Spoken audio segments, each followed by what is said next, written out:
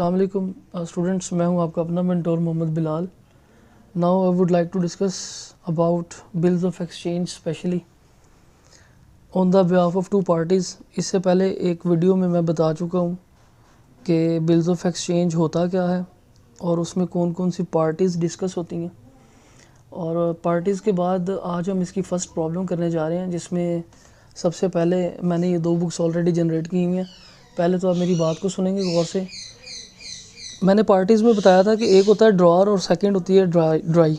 Drawer कौन होता है? ड्रॉअर वो होता है जो बिल ड्रॉ करता है, और ड्राई वो होता है जो बिल एक्सेप्ट करता है। ठीक है, ये दो पार्टीज़ मेन होती हैं। इसके अलावा और भी आती हैं लाइक पेई। ठीक है, तो ये सारी चीज़ें मैं पहले बता चुका हूँ पिछले लेक्चर में। अब मैं ये बताना चाहूँगा कि ये बुक क्या है। सबसे पहले अफान सेल्स गुड्स टू अजान फॉर ₹10,000। देखें, bills of exchange basically mutual accommodation है, या फिर यूँ कह लें कि एक ऐसा बाहमी ताल्लुक़ है जिसमें आप एक दूसरे की हेल्प करते हैं। ठीक है, और ये उधार लेन देन का दूसरा नाम है जिसे हम बिल्स ऑफ एक्सचेंज कहते हैं। तो आप एक कागज़ के टुकड़े पर एक बिल के मुआहदे पर चीज़ें जो है ना वो ले लेते हैं और प्रॉमिस कर लेते हैं कि जी हम फ़लाँ डेट को पैसे दे देंगे। उसका एक टाइम टेन्योर तय होता है और उस टाइम ड्यूरेशन में आप पैसे भी अदा करते हैं। अगर आप नहीं अदा करते तो फिर आपने, जाहिर सी बात है कि उस पर रिटन एविडेंस होता है, तो कोर्ट में जाके परसू भी हो सकता है। अब हम स्टार्ट करते हैं अपनी प्रॉब्लम को। ये चीज़ें बताना ज़रूरी थी इसलिए क्योंकि ये फर्स्ट लेक्चर है इसका। प्रॉब्लम स्टार्ट करने से पहले आपको ये पता होना चाहिए कि इन दोनों पार्टीज़ में से ड्रॉअर कौन है और ड्राई कौन सा है। तो यहाँ पे मैं आपको बताता चलूँ कि लिखा हुआ है अफान सेल्स गुड्स टू अजान फॉर ₹10,000 ऑन 1 अप्रैल 2005। ठीक है जी, कि अफान ने चीज़ें बेची हैं अजान को फॉर ₹10,000 की, एक बात। और दूसरा आगे लिखा हुआ है ही drawers on him a bill for ₹10,000 for 3 months विच अजान accepts eight maturity the bill is honoured. इसमें साफ पता चल रहा है कि अफान ने अगर चीज़ें बेची हैं तो फिर ड्रॉअर भी वही होगा। ठीक है, जाहिर सी बात है वही बिल ड्रॉ करेगा। जैसे कि यहाँ पे मैंने आप देख रहे हैं कि मैंने यहाँ पर अफान की बुक बनाई है, यहाँ पर अजान की बुक बनाई है। अफान्स जर्नल में ये मेरे पास ड्रॉअर है क्योंकि यही चीज़ें सेल करने वाला है और यही बिल ड्रॉ करने वाली पार्टी भी है। दूसरी जानिब मेरे पास अजान है। अजान चीज़ें परचेज़ करने वाला भी है और बिल को एक्सेप्ट करने वाला भी है। अब हम आ जाते हैं फर्स्ट एंट्री पे। सबसे पहले सेल्स की एंट्री होगी। यहाँ पर डेट मेंशन है जी 1 अप्रैल 2005। यहाँ पे डेट लिखेंगे 1 अप्रैल 2005। उसके बाद डिटेल में आ जाए। डिटेल में क्या लिखेंगे? अफान ने चीज़ें बेची हैं। अफान सेल्स गुड्स टू अजान। हमेशा याद रखिएगा ये क्रेडिट सेल है। ज़ाहिर है अगर पैसों पे दें तो फिर तो ये चीज़ें बनाने की हमें ज़रूरत ही ना पेश आए ना। हमने चूँकि ये उधार पे किए हैं इसलिए हम क्या करेंगे कि हम इनकी बाकायदा तौर पर रिकॉर्ड रखते हैं, जिन्हें हम ये इनकी बुक्स के या इनके जर्नल के नेम से जानते हैं। सबसे पहले अफान सेल्स गुड्स टू अजान हम एंट्री करेंगे अजान्स अकाउंट टू सेल्स अकाउंट। दूसरी जानिब देखें, इसने तो चीज़ें बेची हैं। अजान हमारे पास डेबिट होगा। क्यों अजान क्यों डेबिट होगा? बिकॉज जब आप उधार पे बेचते हैं तो जब आपने किसी से पैसे लेने होते हैं तो वो आपका डेटर होता है। He will be a debtor. Debtor आपका एसेट होता है। एसेट इंक्रीज़ होता है तो डेबिट होता है। जर्नल में यहाँ पर क्या होगा? अजान्स अकाउंट डेबिट हो जाएगा। और सेल आपकी इनकम होती है, चाहे आप क्रेडिट बेसिस पे करें चाहे आप कैश बेस पे करें, वो हमेशा ही क्रेडिट होती है। ठीक है, यहाँ पर आप सेल क्रेडिट करेंगे। दूसरी जानिब आ जाए तो अजान ने चीज़ें परचेज़ की हैं तो वो क्या करेगा? वो अपनी बुक में परचेजेस अकाउंट टू किससे परचेज़ किए हैं? अफान से। अफान्स अकाउंट। ठीक है जी, डेट सेम होगी 1 अप्रैल 2005। उसके बाद आप नरेशन देंगे। नरेशन ज़रूरी है। नरेशन क्यों ज़रूरी है? नरेशन बेसिकली एक इंटरव्यू होता है किसी भी एंट्री का। जैसे यहाँ पर सेल किया तो ये कौन सी सेल्स हैं? क्रेडिट सेल्स हैं। आप यहाँ पर मेंशन करेंगे क्रेडिट सेल्स। ठीक है, यहाँ पर आप मेंशन करेंगे क्रेडिट परचेजेस कि ये परचेजेस है। स्टूडेंट्स, आपको पता है कि परचेज़ हमारा एक किस्म का एक्सपेंस होता है कि आप घर बैठे हैं, आपकी जेब में पैसे हैं, जब आपको ज़रूरत पड़ी कोई चीज़ लाने की तो आपके पैसे तो कम होंगे ऑब्वियसली।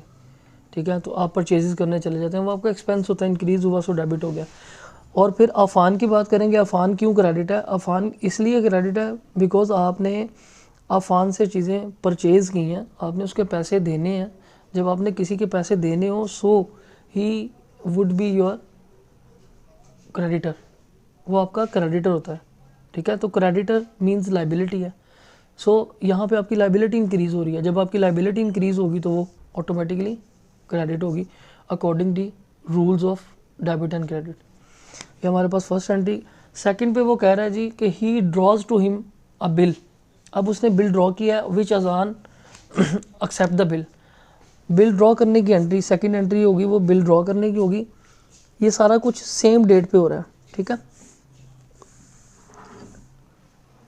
10,000 का बिल था तो 10,000 आपने दोनों जानिब मेंशन करना है। यहाँ पे भी 10,000,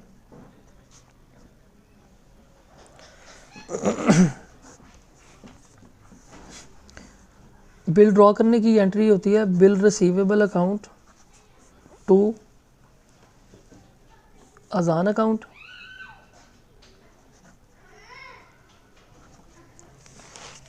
यहाँ पे आप लिखेंगे अफान्स account to bill payable account. यहाँ पे आप इसकी नरेशन मेंशन करेंगे एक्सेप्टेंस रिसीव। यहाँ पे आप लिखेंगे एक्सेप्टेंस गिवन। क्या लिखेंगे? Acceptance given. और अमाउंट सेम होगी 10,000 रुपीज़।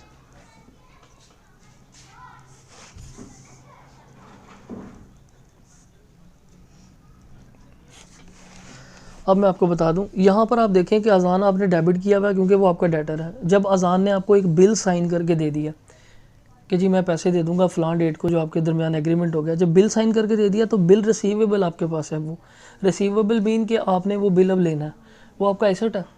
बिल रिसीवेबल आपका एसेट है, एसेट आपका इंक्रीज़ हुआ, डेबिट हो गया। अब जब आपको बिल मिल गया साइन होके अजान से, तो फिर अजान आपका डेटर नहीं रहा क्योंकि उसने बिल दे दिया। अब उसकी जिम्मेदारी तो कम होगी, अब सारी बिल के ऊपर जिम्मेदारी आ जाती है। तो बिल रिसीवेबल आपका एसेट है, एसेट इंक्रीज़ हुआ, डेबिट कर दिया। अजान आपकी लाइबिलिटी, आपका डेटर कम हुआ, सो वो क्रेडिट हो गया। एसेट कम हुआ ना, एसेट कम होता है तो क्रेडिट होते हैं। यहाँ पे आ जाएँ तो यहाँ पर आप देख सकते हैं कि अफ़ान क्रेडिटर था, लाइबिलिटी थी, इंक्रीज़ हुई तो अजान के लिए अफ़ान लाइबिलिटी थी, अब वो क्रेडिट थी यहाँ पे। जब उसने बिल साइन करके दे दिया तो फिर अफ़ान क्रेडिटर जो है वो लाइबिलिटी उसकी कम होगी कि अब अफ़ान का उसके साथ कोई लिंक नहीं है। अब सारा दारोमदार बिल पे आ गया, बिल पेबल पे। बिल पेबल उसकी लाइबिलिटी है। अब वो जब भी सोचेगा इस बारे में सोचेगा कि यार मैंने बिल साइन करके दिया हुआ 10,000 का, वो मैंने अदा करना है, तो ये उसकी लाइबिलिटी है। बिल पेबल ये इंक्रीज़ हुई तो क्रेडिट होगी। टाइम पूरा हो गया, जैसे कहते हैं कि जी 2 माह था टाइम इसका बिल का या 3 माह था, जबकि यहाँ पर मेंशन होगा, अगर यहाँ पर लिखा हुआ है तो यहाँ पर लिखा हुआ है जी 3 मंथ, तो 3 माह पूरे हुए जैसे ही। अब जाहिर सी बात है अफ़ान जाएगा अजान के पास, वो जाके कहेगा यार मुझे बिल पे करें, तो वो क्या कहता है जी अजान accepts eight maturity the bill is honoured, कि बिल को उसने पे कर दिया। जब टाइम आया ना बिल पे करने के लिए एंट्री करेंगे, जाहिर सी बात है इसके पास पैसे आएंगे, सो इसका कैश अकाउंट डेबिट होगा। कैश आपका एसेट होता है, एसेट इंक्रीज़ होता है, सो डेबिट करते हैं उसको। सेम अमाउंट है 10,000 से, ठीक है जी। और क्रेडिट होगा बिल। जाहिर सी बात है जब आप उससे पैसे लेंगे तो ऑब्वियसली वो आपसे मांगेगा यार वो मेरा बिल साइन किया हुआ मुझे वापस दें, तो आप उसको बिल दे देंगे। यहाँ पर आपके लिए बिल जो है वो एसेट था, इंक्रीज़ था, डेबिट था। जब आपने पैसे ले लिए बिल आपके हाथ से गया, जब बिल चला गया वो आपका एसेट डिक्रीज़ हुआ, सो क्रेडिट करेंगे।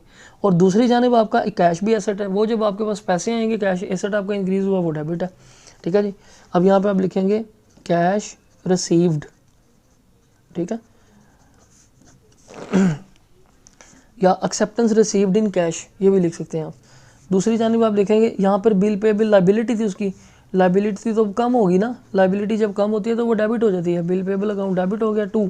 क्यों कम हुई? क्योंकि हमने पैसे अदा कर दिए। अब जब पैसे अदा कर देंगे तो कैश आपका एसेट है वो इंक्रीज़ हो रहा होगा, इसके लिए वो कैश अकाउंट क्रेडिट हो जाएगा।